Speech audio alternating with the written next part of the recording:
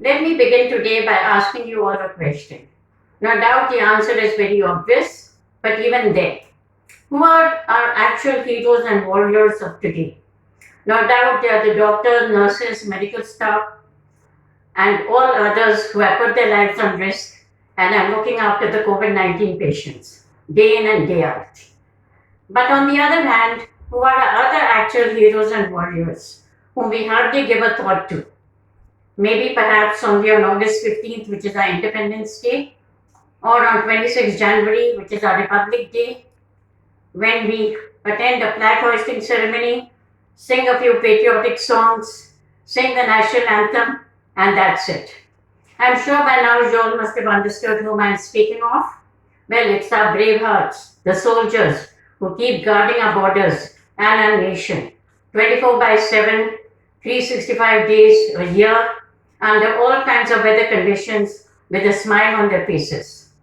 Well, it's not the difficulties and hardships which the soldiers go through that the poet Seigfried Sasson, in his poem Survivors, is speaking of. And this is the poem which we are going to do today, which portrays the mental agony and suffering of these survivors. And who are the survivors? The soldiers who have survived the war, is what Seigfried Sasson is telling us about.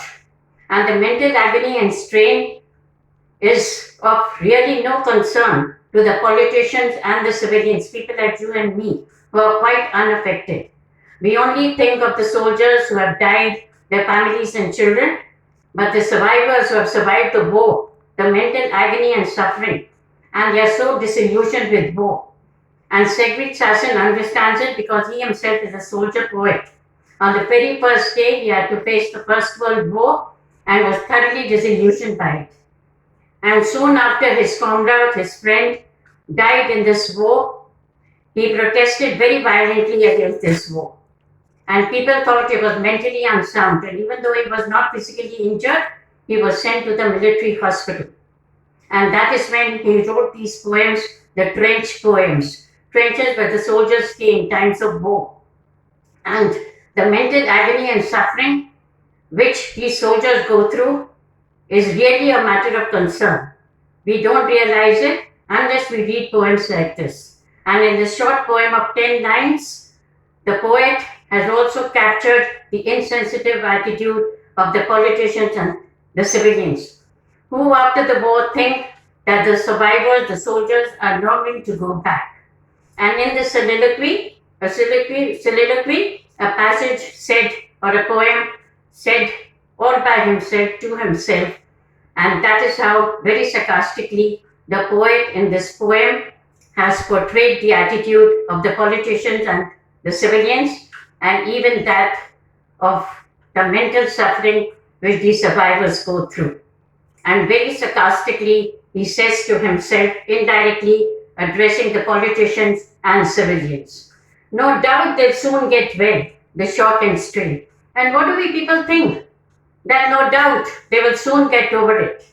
And the shock and strain have caused their stammering, disconnected talk, and the mutilated bodies, the stinking corpses, the disturbed soldiers which they see have caused them to stammer. They can hardly talk coherently. And their disconnected talk, of course, they're longing to go out again.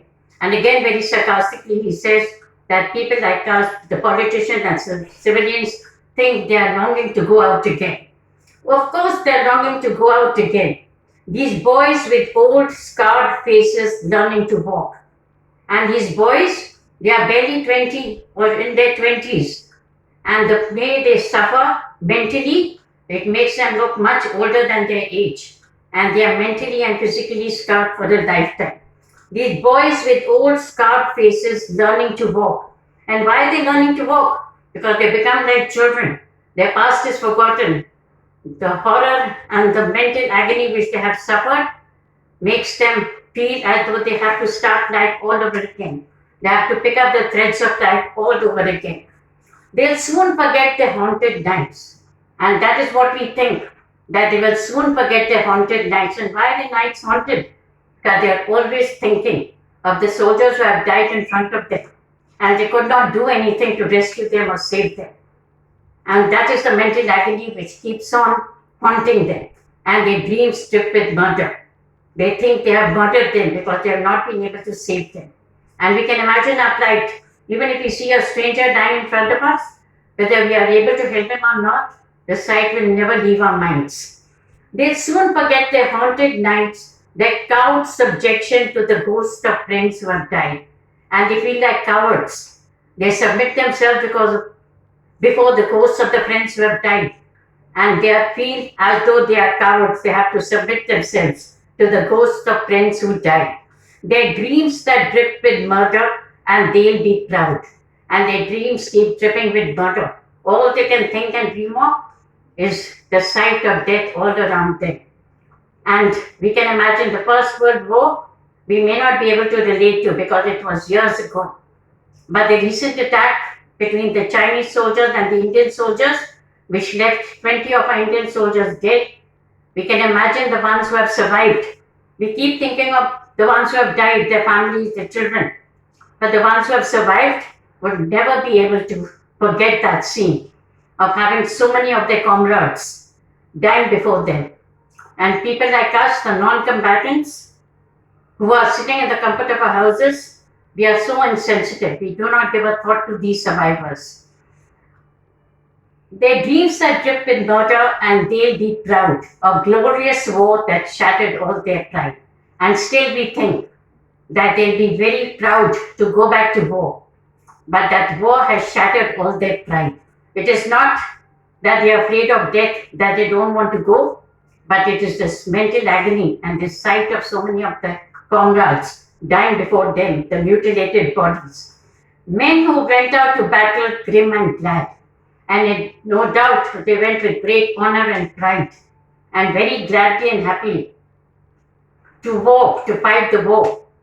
But soon they were disillusioned. And that is why what we think that they'll be longing to go back is really a matter of concern. Because these are the kind of soldiers, those who have survived the war, are in no state of mind to go back to war. Men who went out to battle grim and glad, children with eyes that hate you, broken and mad. And they are like children. They have to learn to walk. They have to pick up the threads of life all over again. Their past is forgotten. They can only remember the sight that they see when they have faced the war. And they hate you, broken and mad. Whom do they hate? People like us, the politicians and the civilians, who don't care about what they have gone through.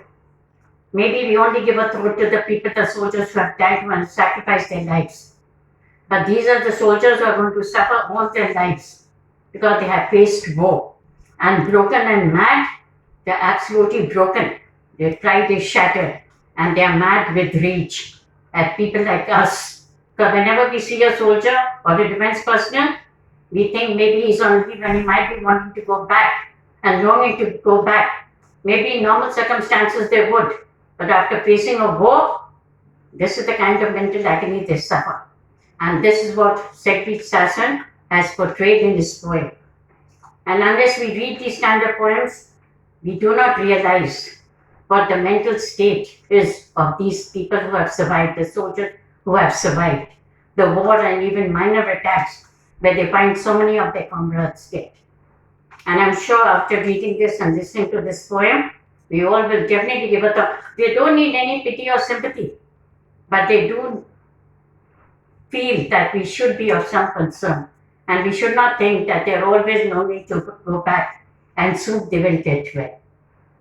So from now on, I'm sure at least once in a while, we'll give them a thought and have more concern and a more sensitive attitude towards them.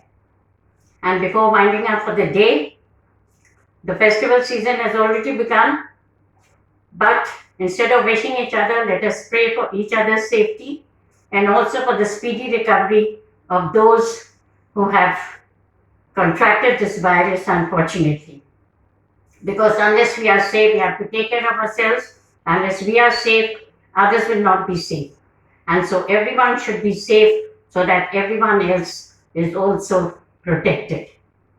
So we'll take a break for now. We'll see you post-Diwali, post-Christmas perhaps also. And I'm sure by that time this pandemic will come to an end. and all of us will be back to our normal lives and leading our normal lives once again. So bye for now. All the very best to all of you. Thank you so much for watching.